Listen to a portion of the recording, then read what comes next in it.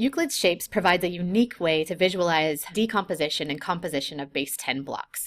Here are the quick tips on how to do this using your keyboard shortcuts. I'll select this big cube with my left stylus button, notice the highlight, and then press G on the keyboard.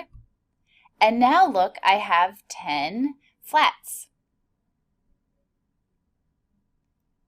Now let's compose this back. I'll select all, press G again, and then I am back to my cube. You can repeat this at every level to decompose all the way down to a single unit. We'll do that for you here.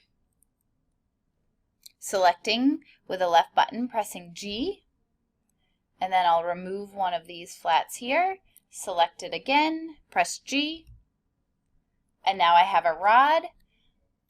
I'll move it over here just for fun and select this with my left stylus button. And now I've gone all the way down and I have a unit.